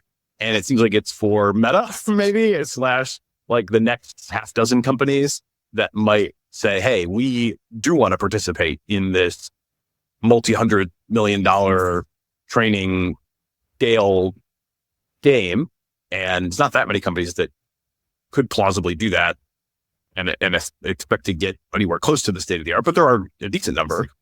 So it seems like it's really for them and maybe also for the decisions that they might make to open source if they can't, which again comes really right back to Meta, the decisions that they might make to open source if they can't make certain assurances about what might happen with light modification downstream. Fair analysis? I think that's fair. One thing that has been the subject of a lot of conversation online, and I just want to set the record straight, is that there's been a lot of folks saying you're trying to make it so that no entrants can compete with OpenAI and Anthropic and Google, and that this bill is basically like secretly authored by them. They're the ones doing it. That is just not true. The bill also has like provisions around like whistleblower protection, but different things they have to do that they're not that. Want to give them props and recognition. So to the extent that like I do think that these labs have folks who've taken these issues very seriously and have put out these practices that like we think are good, and different independent experts with no financial association with them, Jack Henson and Yashra Bengio and others like are saying are good. And we also we have one in view, which is like one of the upstart meeting with them, like to work the bill into doable. I don't think like that crazy of a super radical thing. I think these are things that are doable. And what we're just saying is you're doing this now, but as the rate intensifies, don't stop doing it. So important. And also new entrants coming in and think that you want to not take these pretty basic common sense precautions. That's not okay. But that's some of what we're getting at. And I think it's fair to recognize that I think we really are trying to look at what different companies and folks are doing that seem smart and appropriate, and saying that, look, you've made voluntary commitments to the White House about doing this, made other things like that. But we don't think that these can be voluntary commitments. We don't think these can be then you just decide you're not going to do. If your investors are really pushing you, like we've made clear that we want you to do. I think that's interesting because this bill doesn't have any this associated with it other than sign a document that allows you to be sued. Like it doesn't, there is no this in this bill. There are no, because we have no standards for what companies should be doing. If we had those standards for either red teaming or alignment standards, safety standards, whatever you want to say, I would be so much more in favor of laws that say, for example, if you want to commercialize an AI model in XYZ industry, then you have to refer to these standards. To do that, to get to that point, which would actually be like standards like that would actually be moving the epistemic ball forward, as opposed to saying, you guys figure it all out. And if we don't like what you do, we're going to sue you or potentially bring perjury charges against you. I know the perjury thing is complicated, but certainly there's a civil enforcement aspect of this bill. It's very European. That's very much how like EU regulation works, where the EU says, do X, Y, Z, you figure out how to do it. And then if we don't like what you do, we'll come after you. And we'll let you know we don't like your compliance by suing you or fining you, which again, the fine structure here. How big would the fines from the Frontier Model Division be? We have no idea. And they can set them to be whatever they want. So that's not great from a political economy perspective. But I think that we're getting the order of operations for good AI policy or AI regulation entirely backwards with this bill. I think that what we need to make good laws are good standards. And what we need to make good standards necessitates active scientific inquiry into AI. And active scientific inquiry is best supported by open source software, by open investigation in a decentralized way by many different people. And this bill makes all of that much harder. So I think that what we instead need to do is take a process of science to build standards to then create laws. And we're doing it in the opposite direction right now. Yeah, I guess my immediate reaction to that is that sounds almost like the case for a pause. If you feel like we don't know what the standards even should be. I don't make the case for things that won't happen. So I don't make the case for things that aren't possible. So no, it is not a case for a pause. It is a case for scientific investigation. I agree with you. I would love to live in a world where we could sit down for 5 years and figure out what these rules and standards should be, and then write those clearly into law. I just think that if we sit down and do that process for 5 years, we might have horrible bioweapon attacks and critical infrastructure attacks and like crazy agentic models running around the internet committing crime. But in what world is that actually true? If agentic AI models are running around the internet committing crime, society adapts, right? There's this model that I think a lot of people that are fixated on AI safety have, where society is static and like things happen to society and society is this inert object. But that's not true. Like you're living in the symphony. You're part of the orchestra and it's happening. It's unfolding. Our response is unfolding all the time. And so I think that like society will respond. The biorisk thing is the AI models are not the enabler to biorisk. There's biorisk potential on the table right now, major biorisk and CBRN risk that exists regardless of AI. There are other bottlenecks to that we need to be more proactive on policing, not just in America, but across the world. And we are, right? That's part of what the Biden administration executive order did that I very much applaud. We are doing those things. So it's not that we would do nothing and that society would be inert and that then we would scale. We would pursue this scientific investigation while doing many other things to ensure downstream security and resilience. I really love that you're taking seriously the idea around safeguarding society from some of the biorisks. I feel like there's some fluffiness in some proponents of, if you just have the open source models, you can defend the bioweapon with your own bioweapon model. And like the way to defend it is more like actually having RUBC and gene temperature screening and like effective vaccines and vaccine platforms. And I agree, like, wish we lived in a world where maybe we just all stopped debating this and just all worked on trying to safeguard the world against horrible bioweapons. I think that is very important and good. That still, no, I agree. Society in general is pretty good at adapting. I think the issue is that this rate of change is so incredibly fast. It's just like so much faster than the previous levels where we have adaptation. And when I'm in Sacramento and I'm like talking to staffers and legislators from like rural California, like they're just terrified. And I'm not necessarily that optimistic about the ability of society to effectively adapt to the just letting it out at maximum speed. And I agree that some of it's going to happen no matter what. And to some degree that you pay to that of the two. But I do think the US and California in particular is really leading the industry right now. We do have these export controls on China and just kind of their own problems with the tech industry. That means that I think if they don't have access to cutting edge open source models, it's unclear how much that they can actually be competing at this frontier. I think we also need to be adapting and putting in societal adaptations and realizing that stuff's going to slip through the cracks. But I also don't think we can just rely on adaptation on its own, given just how incredibly fast it's happening relative to other societal adaptations. Yeah, I agree. There's definitely policy steps. I just think models are too low in the stack. for a variety of different, both practical and principled reasons. But it's a combination of policy and societal responses. I will also just say that I hate when people use IQ to apply to language models, but there is like a 130 IQ language model out there who's going around talking about its metacognitive properties quite freely. And it's called Claude 3 Opus. And I don't know, that happened. And the Republic has stood, has it not? Nobody seems to care outside of me and 4 other people. No one really seems to care about it. I wrote about it the day it came out and I was like, oh my God, look at this thing. But nobody cares. And it seems like it's been fine. I'm not saying that that's great and there should be much, much, much more of that. But also, one of the things that AI safety advocates love to say is that their regulations only apply to people that are very large companies spending lots of money. That's true today. Obviously, that's just not true in 5 years. If the thresholds stay the same, everyone knows that. And I've always felt like it's a disingenuous thing when anybody says this only applies to big companies, because we all know that's not true. In the long term, that's not true. But it is also the case that currently it does only apply to big companies that are spending a lot of money. And they're big companies that have shareholders and they're spending a lot of money. And so they have strong incentives to investigate the safety aspects of this and to not release things that do awful stuff. And maybe, yes, do they maybe do it by accident?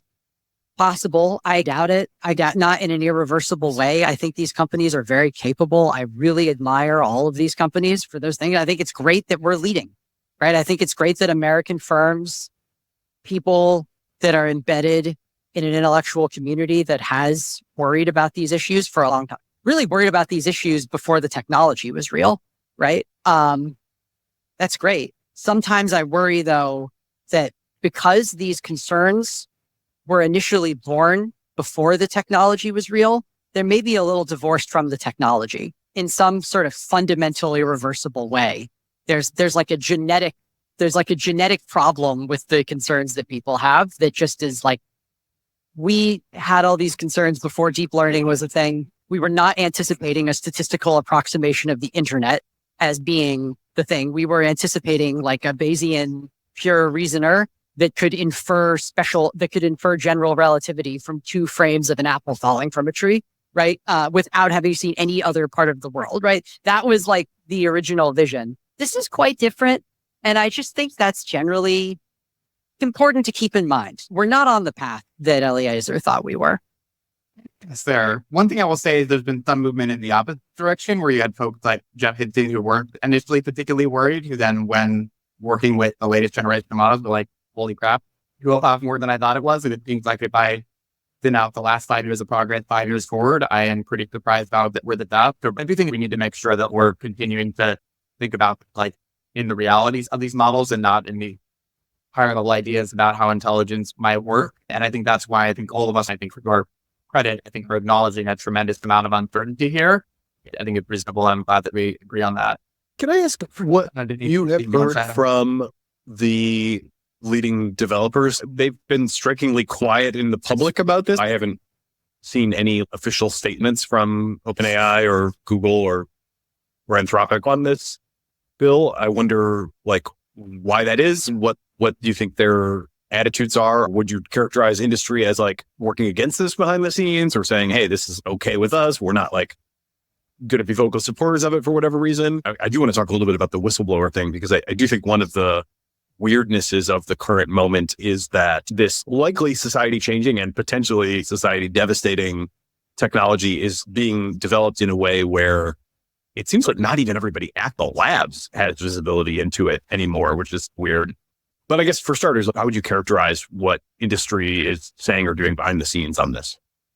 Yeah, what I'll say is that the senator's office, with the co-sponsors included, have had conversations with OpenAI and Anthropic and Google and Meta and Microsoft.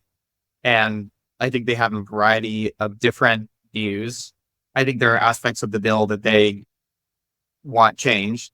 I think there are aspects of the bill that they do view and say, hey, these are things we're already doing. That seems okay. This doesn't necessarily seem that crazy.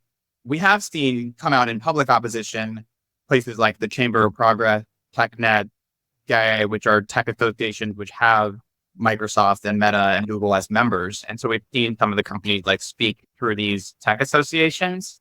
And that's sometimes how it goes, where in general, the companies are happy to let their like proxies speak through them, though I don't want to necessarily pay with a super broad brush, because I think there is just like actually a lot of heterogeneity, even among companies that you might anticipate would have like similar interest here.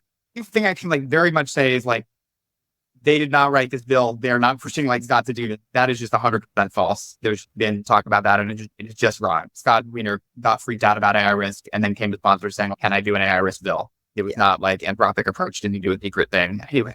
Can you share anything more about what industry wants changed? Yeah.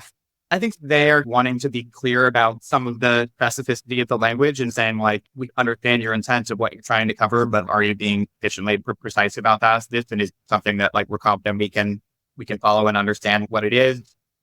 There's been like some like micro debate about do the KYC provisions violate the Stored Communications Act. There's some like fairly specific provisions, but their view in general has been like, we're not going to or oppose publicly, but that we want to weigh in and provide technical information. And some of the amendment for dissent is the technical way that talked about, and is that accurate?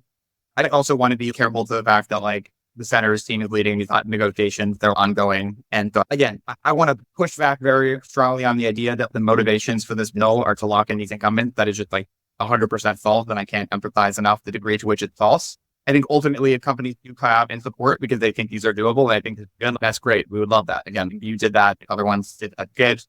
But like, I just, want to work on that as strongly as possible, but it's false. Yeah, I don't believe that OpenAI or whoever from the big companies wrote this bill. I think that's true. In terms of the motivation, in terms of the effect, this bill undoubtedly benefits OpenAI, Anthropic, and DeepMind at the expense of Meta, whose strategy relies upon openness. That is the explicit strategy of the company. And also most of the startup community, which broadly speaking hates this. And a lot of the scientific community and academic community, which also, I know Jeff Hinton and Yoshua Bengio exist, but there are other people. I don't want to betray confidences because I didn't get permission from anyone to say names, but there are very prominent researchers who are just as respected as Hinton and Bengio who don't like this. So the startup community has a lot of problems with it. Scientific community has a lot of problems with it. Those are important. And no, I definitely don't think that the regulatory capture is the explicit aim of the bill. It is, however, very likely to be the effect. And that's how we should judge things, not by the motivations, but by the effect. California is replete with legislation, which should be judged by its effect and not by its motivations.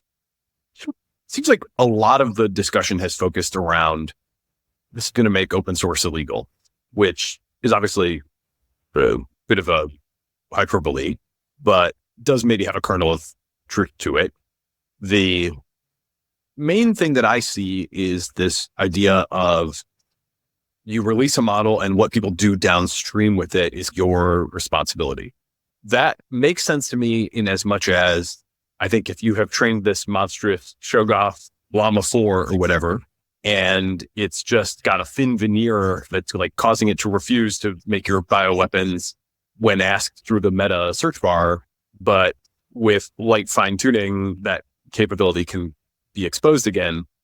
That's going to be a big problem if something like that does get released. I presume everybody would agree on that. I don't think everyone agrees on that. I don't know if you object to that, Dean, but let's say we train Llama 4.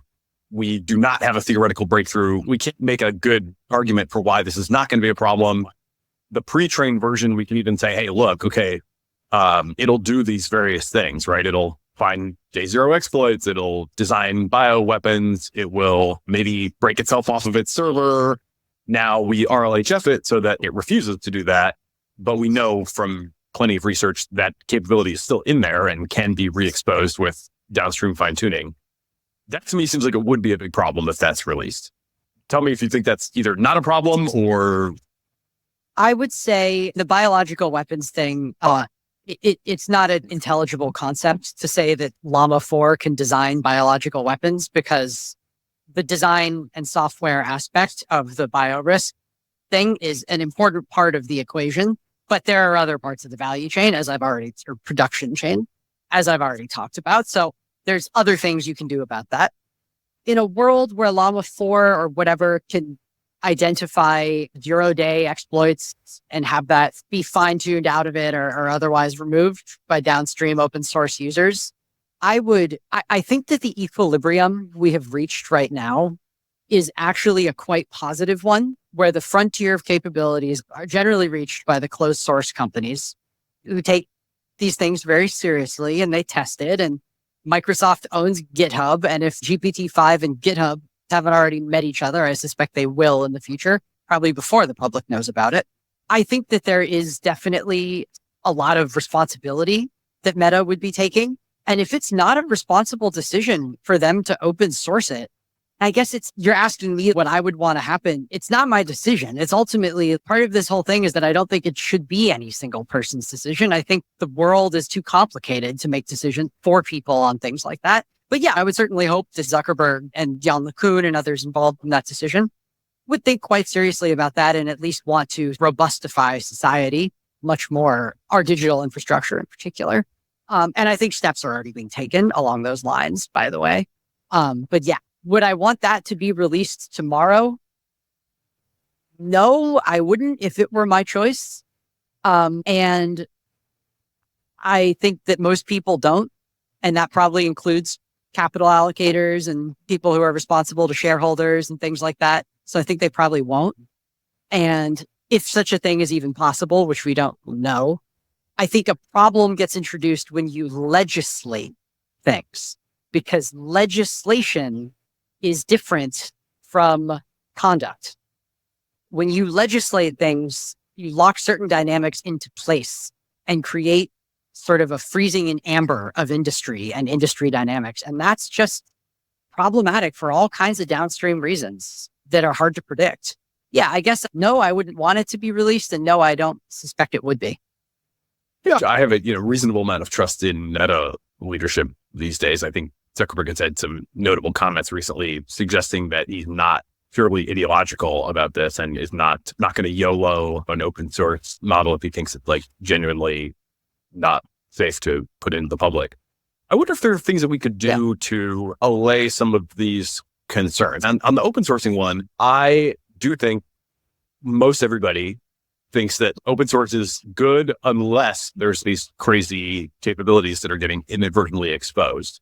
So one proposal that I was noodling on myself and then got a more concrete version of it from Z in a blog post that will be published by the time this is released, so you can go check it out on Z's blog, is to create a little bit sharper definition on what counts as a derivative model versus what counts as a non-derivative model. The idea right now is that if you open source something and somebody makes a derivative of it, it's still on you. If they fine tune and re-expose some latent capability that you masked, that doesn't get you off the hook as the foundation model developer. But there's not like a limit to that. And you could imagine a scenario where somebody does 10% as much additional training as the original model had, or 25% or 50%. And at some point it's like, okay, that's no longer just re-exposing some latent capability, but you're actually using this base to build something that is fundamentally new and qualitatively different and maybe should be considered non-derivative. So one idea I might advance would just be maybe we have some sort of reined in notion of how much downstream modification is still the responsibility of the original foundation model developer versus at what point it becomes like, okay, now it's really on the new developer. You put in your own tens of millions of dollars of training and now that's on you. Another idea would be maybe some sort of sunset to this bill would be a good idea. I think everybody agrees that we're in a regime of fast change. We would be very surprised if we don't know a lot more in even 2 years relative to where we are today.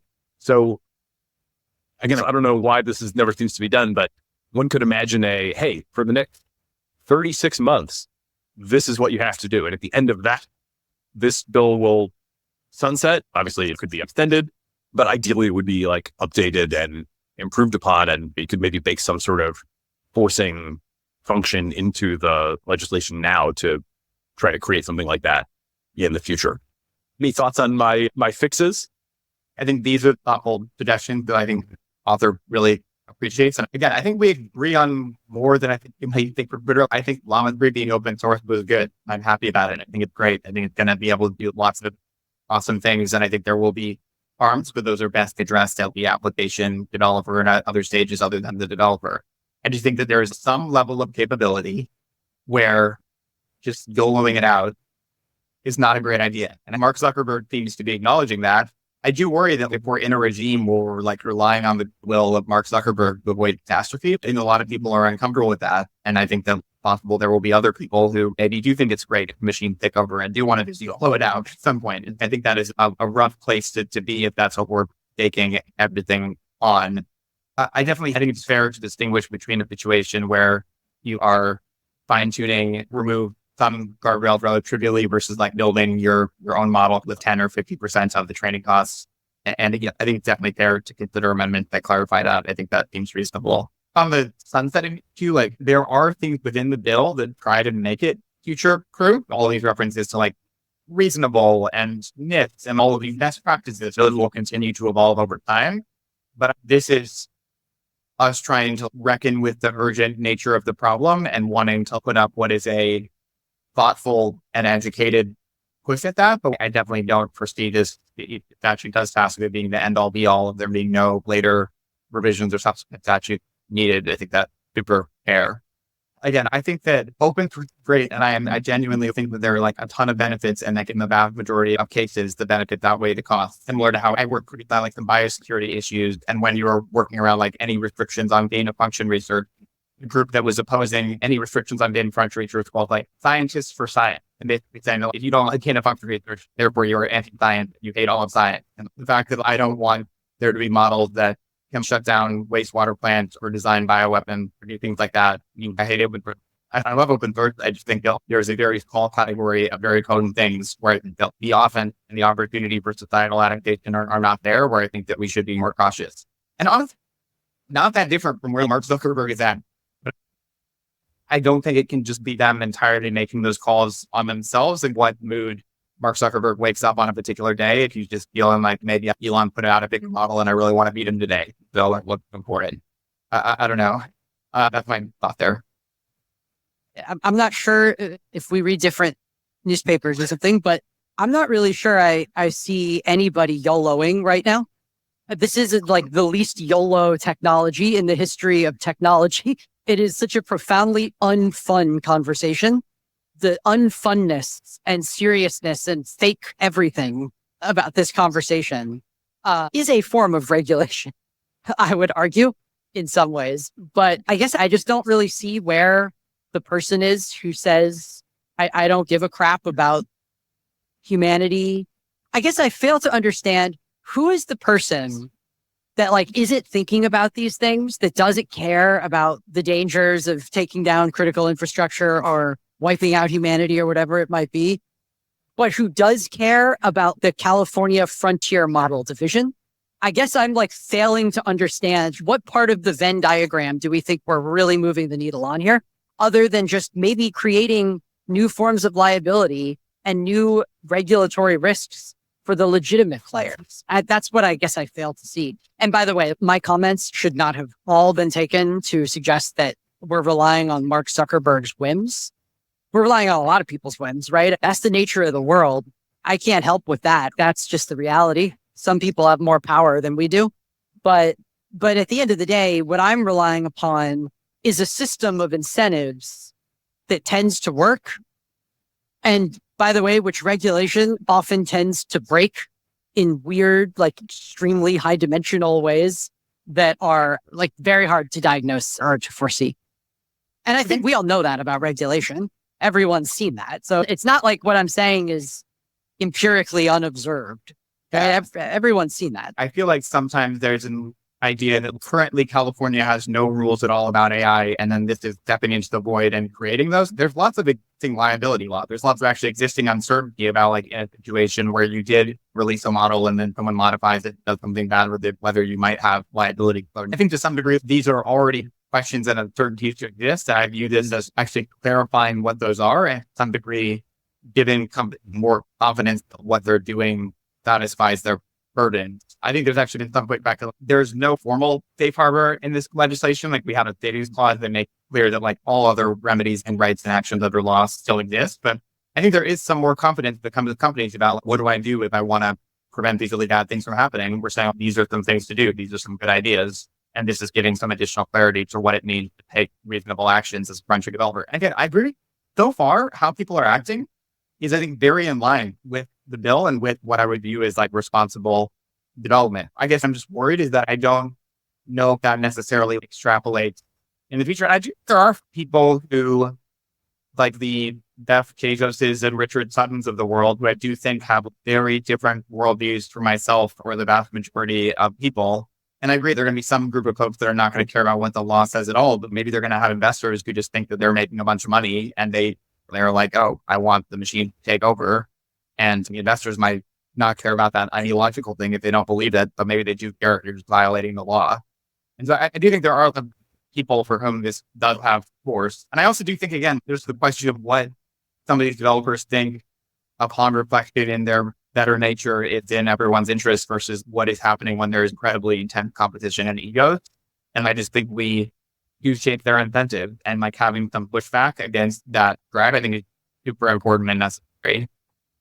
But also not killing the entire industry and running their own company out of business shapes their incentive. If OpenAI releases a model that brings down the internet tomorrow, I don't envy Sam Altman's job. It sounds incredibly hard.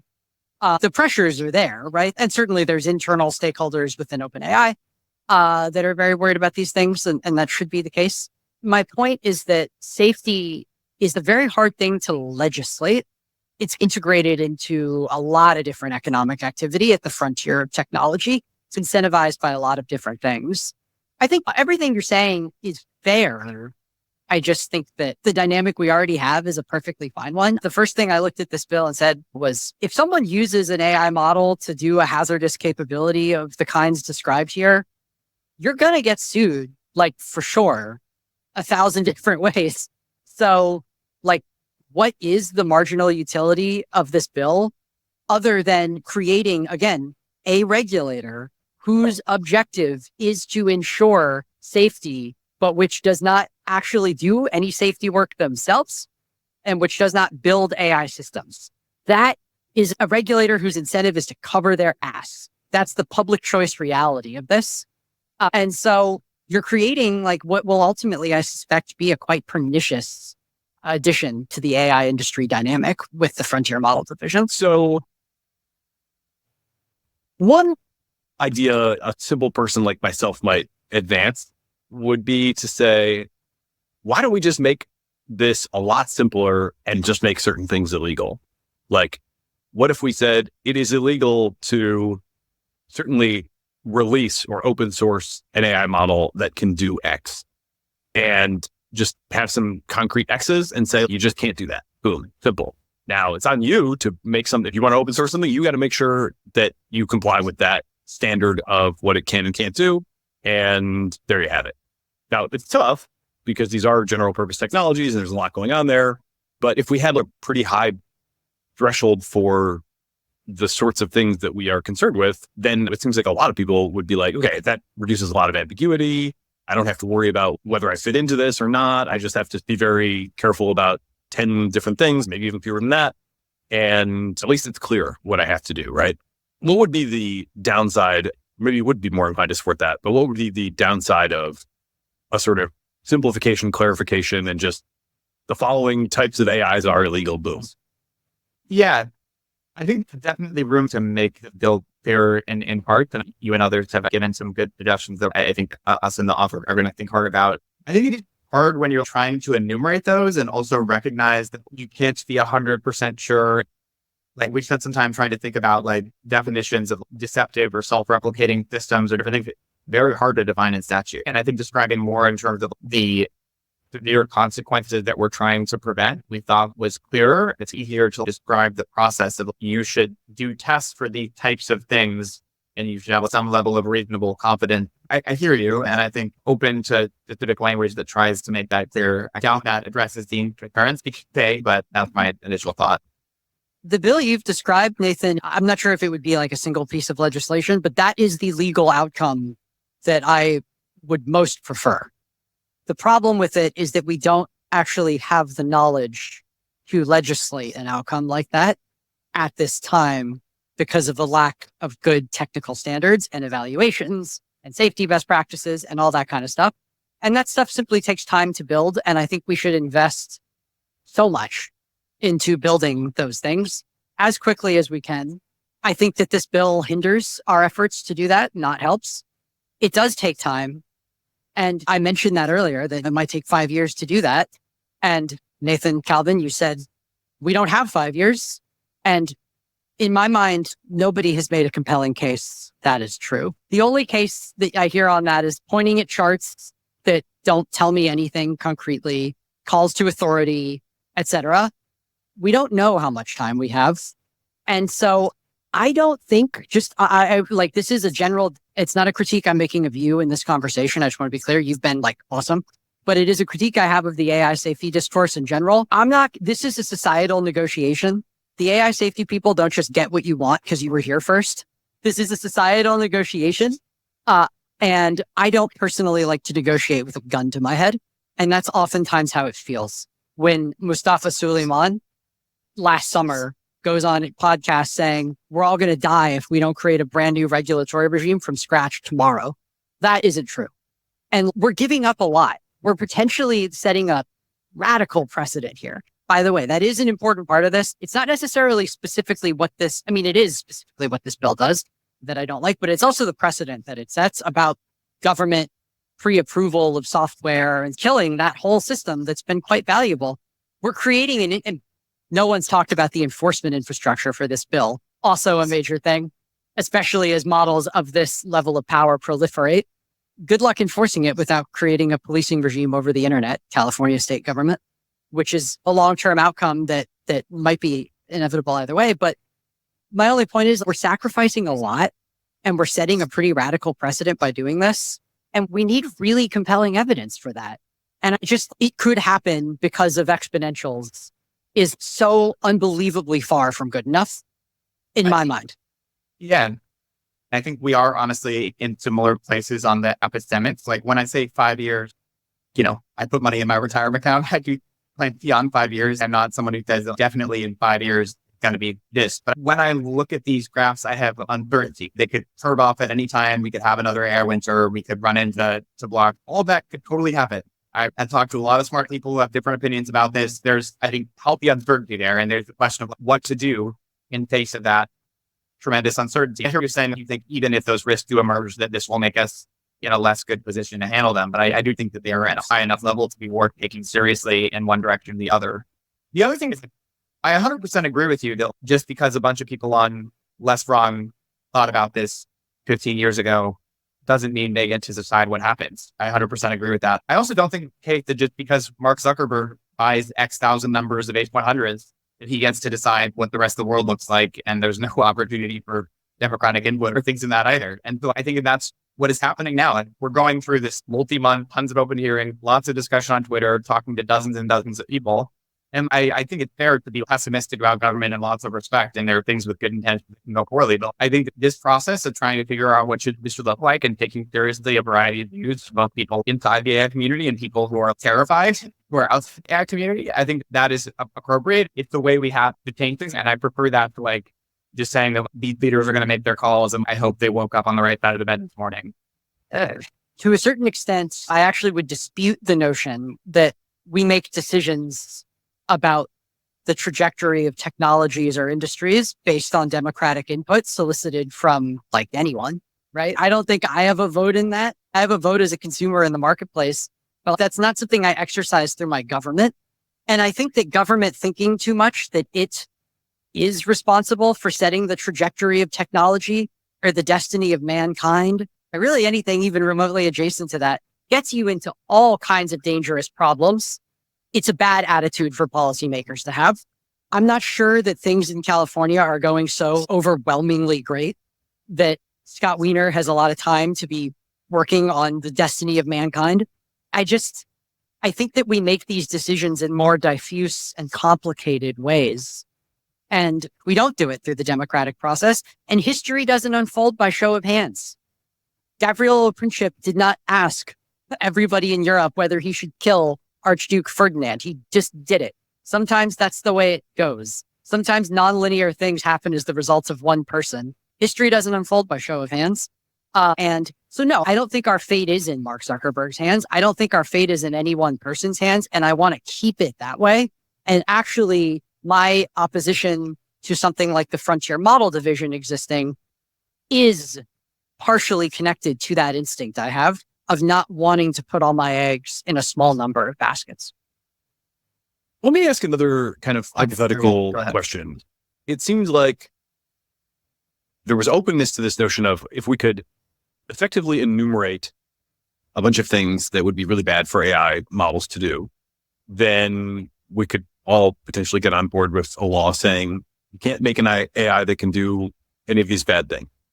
We have definitional challenges there.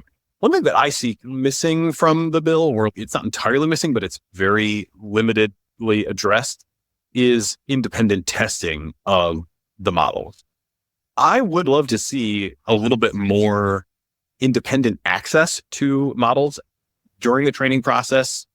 In particular, there's a lot of debate in the literature and community as to what should be considered an emergent property and how fast do these emergent properties pop up in the training process. It seems like in general, there is time. That last order of magnitude is always the biggest order of magnitude, of course. And like, it seems to take an order of magnitude for a lot of these things to come online to the best of my ability to synthesize the literature. So what about a scenario where we would say it's illegal to distribute an AI that can do these things? Distribute could be via API or could be open source. But it's illegal to distribute an AI that can do any of these things. And we will determine whether the AI can do those things by giving access to a bunch of third-party testers who don't necessarily get the weights, don't necessarily get to know all your trade secrets, don't have a sense for what the parameters are or whatever, but can just hammer at the thing for a while and satisfy themselves that either they are able to get a certain behavior out of it or finally give up. I know a lot of people who would be motivated to do that. I have a little all volunteer project red teaming publicly deployed applications. And I could tell you any of those people would be very excited to get the opportunity to go do some of this work on stuff that's not yet released. There's only one line in the bill that mentions third-party audits as appropriate, at least that I was able to find. So correct me if you think there's more in there, but I'm reminded too, we had Paige Bailey from Google DeepMind on the podcast some months ago, and she was talking about the experience of doing these training processes at Google. And she described it as like coming in the morning and, oh my God, we just hit new state of the art over here, or this thing that we didn't expect to be this good for a while yet suddenly grokked something and it's actually hitting these thresholds sooner than we expected. And I took away from that there is not enough internal during training testing happening to really have a sense for what is going on. OpenAI is not that big, right? Then 1,000 people-ish. And like half of those are, I think, on the non-technical staff side at this point. So we're not really able to put enough actual human cycles into trying to figure out. And meanwhile, you got Pliny online who's jailbreaking everything. I'm pretty confident with current techniques, like if it's in there, he'll pull it out. He's got the lead speak to figure out how to really talk to the models in the way that they want to be talked to. So I'm trying to square the circle here by both giving, the best standard that we could have would be to throw a motivated community at it, I think, and try to elicit problematic things. And then just say, hey, if we hit the crowd on it and we can't find them, then we guess they're probably not there. That doesn't give us a guarantee, but it would give us a much better sense, I think. So what do you think? You can't do these things. You have to allow testing. If the testers can show that the models can do these things, you can't distribute them. Nathan's SB 1048. Yeah, I am also very enthusiastic about third-party testing. I think one of the things as a co-sponsor and the author have thought about, we just want to make sure that the incentives are set up right about who those third-party testers are going to be and what that will look like. I love the idea of like finding on Twitter, going in and messing around with people's models and trying to break them. I think realistically, you're probably going to get like Deloitte, like going through a checklist. And I think there's some concern that like companies, or if they just hire Deloitte or Booz Allen Hamilton and they give them a check, and then they're like, okay, I'm good. Let's do it now. And not do that more like deeper full-text searching and sense of responsibility. And so I think that there's some sense of not wanting to roll that out, feel like companies can just push the responsibility onto those folks before we're confident that they will actually do a good job of it. We do have some language in the road bill around the division being able to like establish a accreditation process for third-party testers to do them could be accredited by the FND to be able to do tests. But I think requiring them to then use those specific testers, I just think we want a little bit more information about like who counts as a third-party tester, how are you going to enumerate the provisions by which they're doing it? You're going to rely on an accreditation process. How is that accreditation process judged and not opportunities for capture weird things? Yeah, I'm enthusiastic about it. I'm very open to the idea of there being like a role for greater amounts of third-party testing in the bill. And I agree for important part of it. And some of our whistleblower protections also do apply to folks that labs are bringing in to do testing. And I think we definitely view a important role for them in this. But just like the attitude, I think the legislators feel for this is responsible, but very humble about their ability. I think that they should feel like they have a role, an important part of those systems will protect California residents, but that I think they should be pretty thoughtful about to what degree government is going to be able to go to toe-to-toe in an effective manner with these companies. That is what we have tried to build into the bill, saying that like, let's look at what the companies themselves are doing, what they think they're currently publicly saying they're doing. Let's say, no, you actually have to do it. And I think that has been trying to take that approach of not having like a centralized regime that's trying to do pre-approval model releases, which is not anywhere in the bill, and trying to go in and like how the government folks do the testing themselves, because like they don't know how to do it. Like we're a very far place to like government being able to pay the 7-figure salaries of folks at these firms, be able to stand toe-to-toe with them. I 100% agree with you that there have been lots of problems and lots of legislation about the government feeling like we're going to take the world into set government on it and have that go better. And that's part of how we've gotten stuff like CEQA, which Scott Wiener has spent a decade fighting. And I'm very happy to end fighting. I think the last thing we would ever want to do is create an AI CEQA. I think that would be a disaster. And I just don't think that's what this is.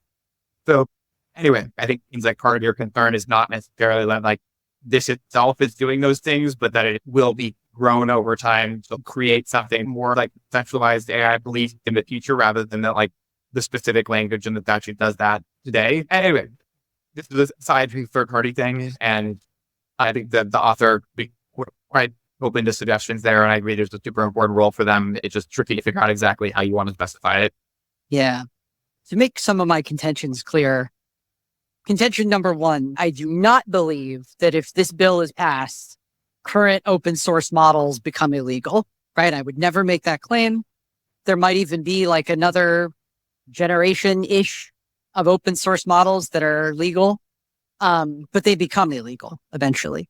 They become essentially unlawful over time. And that's how the bill is designed. There is some level of capability where I do think that unless you come up with methods like self-destructing model weight or resistant to tuning, if they have those capabilities. It's a legislated gradual death of open source AI. I think that's just basically the case. And it's designed so that it doesn't happen like immediately. It's the opposite of whatever Sam Altman says, iterative deployment.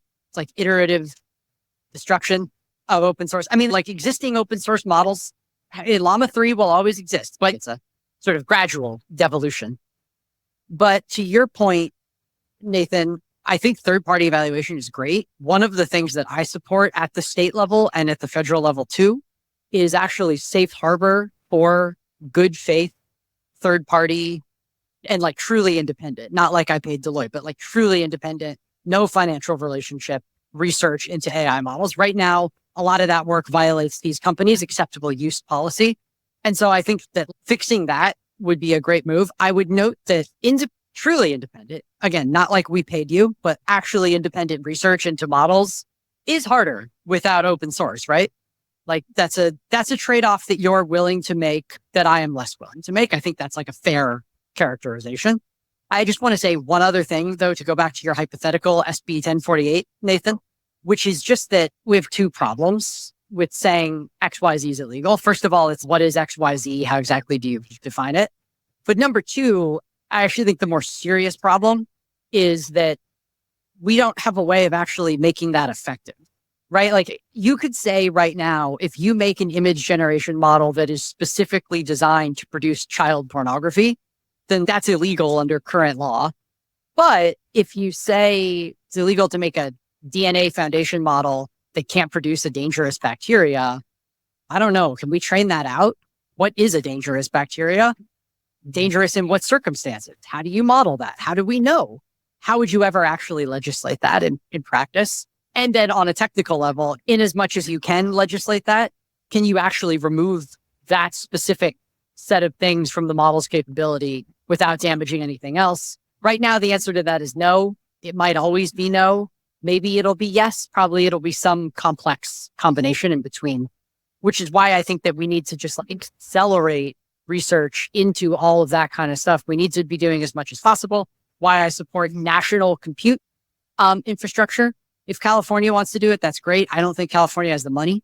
And I would prefer to see California spend the money on like addressing their overwhelming deficit, their overwhelming budget deficit. I am a fiscal policy guy at heart. So I look at that and I'm like, I don't know. You should probably be thinking about that. That's probably the primary threat that your citizens face right now. Probably not so much CBRN from AI, but yeah, like I'm in favor of national compute infrastructure to give academic researchers all over the country the same, at least a modicum of the kind of resources that they have in the big labs. I want Lee to have 10,000 B100s to do whatever she wants with.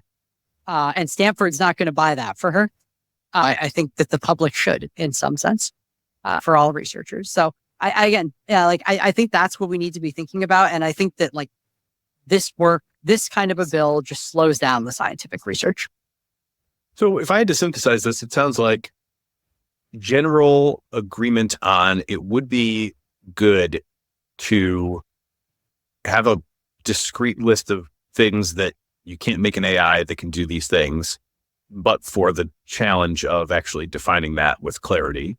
And there's also agreement on third-party testing is good. And obviously, we don't want it to be a credit bureau type of situation vis-a-vis the mortgage companies from 15 years ago was an example of how that can go wrong. But that does seem very overcomable to me. I think there are plenty of people now who would volunteer or who would take a grant from a philanthropist to do that sort of work. And really the only barrier to them doing that sort of work right now is access. And so that seems like the kind of thing that legislation could like rather easily address and say, you have to provide some amount of opportunity for testing to happen during / after the training process, but before deployment. That seems like quite easy to do. Then the other thing I would wonder about transparency on the results of those tests. This is a personal hobby horse for me because in the process of doing the GPT-4 red teaming, I was under an NDA where I was not allowed to basically talk to anyone about anything related to this entire thing. And they wouldn't tell me anything about their other safety plan other than the fact that I was in a Slack channel with a couple dozen people and not many of them were doing much of anything. So I was like, I feel like I'm like one of a couple people in the world that is doing this testing. And I got a little freaked out, not so much because of what I was seeing. My conclusion to them at the time was that I did think it was a safe thing to deploy, but just that, yikes, if it's just me and like a couple other people here that are active in this one Slack channel, like that doesn't seem to be enough. So I went and talked to a few people in the AI safety community to see what they thought about what I was seeing. And when it was discovered that I had done that, then they kicked me out of the program. Now, that doesn't seem great for a lot of reasons. And I do understand that they viewed me as a bit of a wild card, potential loose cannon, whatever. But this is where, again, I think legislation could really help. One thing I've considered in the past is a special whistleblower provision for observed model behavior. If you saw an AI do something, you should be able to say what you saw the AI do, right? The sort of, what did Ilya see? Now, that it could be distinct from what was the technique, right? I think there's still a place for trade secrets. At least I'm not trying to make a case that there should be no trade secret. But if you saw an AI do a certain thing and it freaked you out, I think you should probably be able to tell the public that. And I don't really see what the harm would be to the companies that, hey, it did X, right? This thing broke itself out of our test server and got onto our other test server, and I'm freaked out about that. That kind of thing doesn't seem like it should be swept under the rug. So if I was going to take 1048 to 1049, it would be like, you have some things that you definitely can't do. We could make those maybe like fairly narrow and as concrete as possible for now. We might even feel like that leaves something on the table, but in the interest of clarity try to make it narrow, insist on access for testers to be able to do this sort of thing, and also make it clear that those testers can disclose the things that they see. And then if we could do all of that, I think we're headed for a scenario where I would feel a lot better about it, as opposed to nobody really knows what they're baking and they'll show it to us when they're good and ready. And who knows what they did in the meantime that didn't get any light of day. And again, I don't even know how much visibility there is in the labs at this point. There've been some really interesting, somewhat cryptic tweets recently from people that have departed OpenAI, where one who's now at Google said, what's really nice about Google's culture is that I have visibility into what's coming. Somebody responded, did you work at another place where that wasn't the case? It's like, man, what is going on there? So I don't know. I'm building my own bill here, but I feel like I'm on the verge also of getting to a point where you guys would both support this, and it feels like it might be pretty good. I do think there are areas where Dean and I have some substantial agreement, and I think some of them is around trying to figure out these appropriate transparency measures. And I agree there's a problem where there are just far too few people actually investigating the safety of these models. I think one solution to that is just to release the models in an open weight form, which then enables anyone to then tinker and understand that, which I think is, again, good and very net beneficial for current generation models. I think there becomes some point in the future where that worries me and where I don't think that is sustainable. But then when we do enter that regime where it is maybe not safe to release in an open weight form certain models, then I do think you need some way of like actually allowing other experts and people outside of it, not even just because the companies are like selfish and profit motivated, but because there's not enough people and not enough like brains there and folks actually evaluating it. I think you need ways to take the wisdom of the crowd in important respects. I think that is an area where there just is a lot of tension among companies of giving access and of disclosing trade secrets and what exactly those things look like. In the bill as written, we have some provisions around the companies reporting AI safety incidents like to the FMD, and there's some mechanism by which they can then be like made available to the public. But I think it's fair to say that should be cleaner. We really don't want some of this just stuffed in a desk drawer somewhere when it really would be vital for the broader public and technical community to be aware of.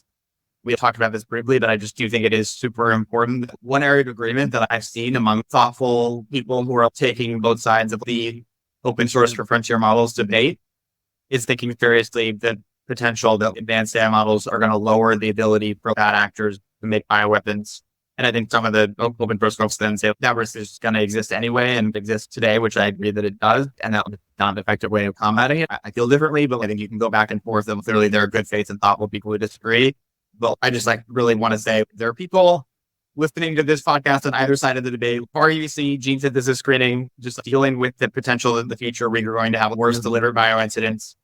Let's all agree on this and do something about this. I worked in Congress in 2022, a bit after COVID, and there was just no energy to do anything on pandemic prevention because it was like all like everyone's COVID fatigued. It doesn't want to talk about this. These are just like incredibly wise and good investments. Do you think we are pretty likely to see some intentional bad use of biology in the next 10 years that could just be really horrific? And I just think that we could make just incredibly wide investments now for that. And it's good to see that's an area where Dean and I agree. Just as a response to your idea, Nathan, I think the whistleblower provisions are great.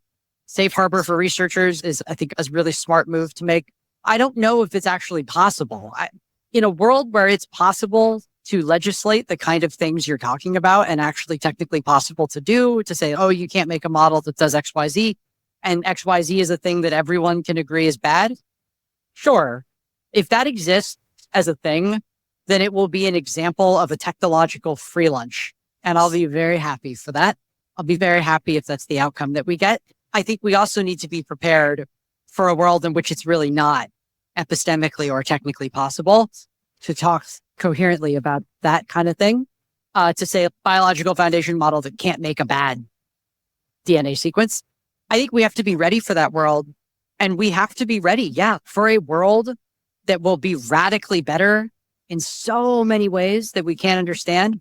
And that will also have higher stakes, bigger dangers, more capable actors that are smaller, where intelligence and agility and speed and flexibility matter greatly.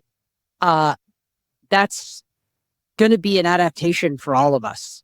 We're transitioning into that And I think it will change the nature of statecraft. I think it will change the nature of business. I think it will change many things. And it's just, when I look at bills like this, what I see, frankly, is a rather desperate attempt to freeze the present in amber and to not go into that new future. And I don't know about you, but I'm not all that happy with the current status quo in the world. I'm open to changing the status quo in quite radical ways.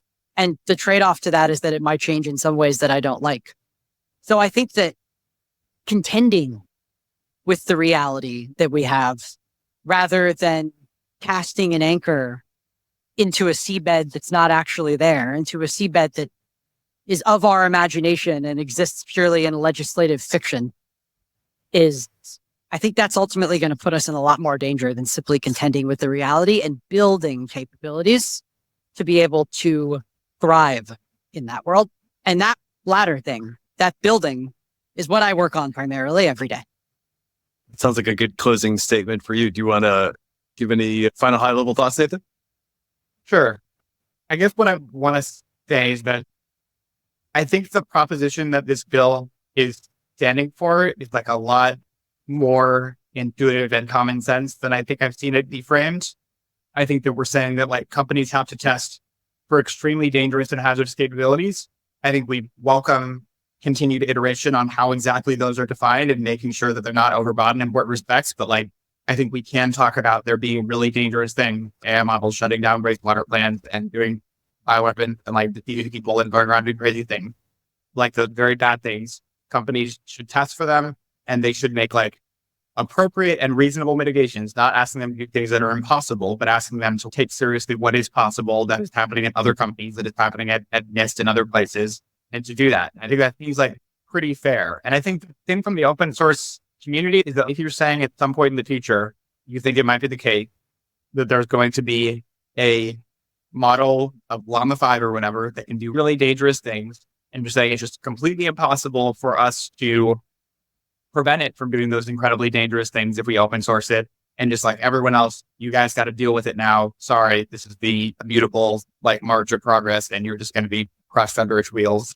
I don't know. I just think that's like pretty intolerable. And I really welcome, I think, other solutions. I also am like really enthusiastic about trying to invest in methods that like set things around ways to open source that still allow additional open inquiry and transparency in those models. Again, I think we don't know about what those research directions are going to look like, but I think there's at least some promise in ways to open source that are resistant to adversarial fine tuning. I think there's a long way to go, but I don't think it's like fundamentally against the laws of the universe for that to be possible. And I guess I just want to say that so the large number of people who are like worried about this bill and worried that we're going in the wrong direction, but who do believe that dangerous capabilities of future AI models are real, like I genuinely say, reach out to the author, reach out to myself. We genuinely want to get this right. It's complicated. In a perfect world, I would love to just like freeze where we're at for a few years and have a really long deliberative period so we can get this exactly right. I think that's not the world we live in, and we have to be setting these processes up and having this conversation now. And I think they're just like sufficient enough fundamental disagreements that I don't think Dean will ever be able to get to the point where he supports this bill. But like, that doesn't mean that he still can't have valuable insights about ways that the bill could be better or problems that like that we should try to fix.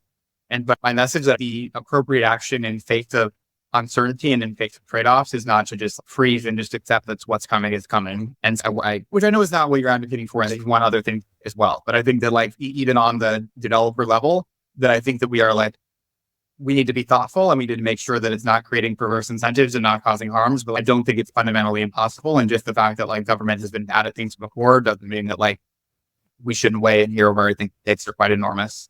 Anyway, it was a really pleasure chatting. I really appreciate it. I feel like I've been just spending too much time on Twitter, watching things go by and wanting to actually have a conversation with that person and realize that they're engaging with a caricature of Scott Wiener and myself. We're all OpenAI shills to just want to lock in the incumbent for evil reasons. And instead just make clear that we are both thoughtful people who want things to go well and are trying hard in a challenging world to do that.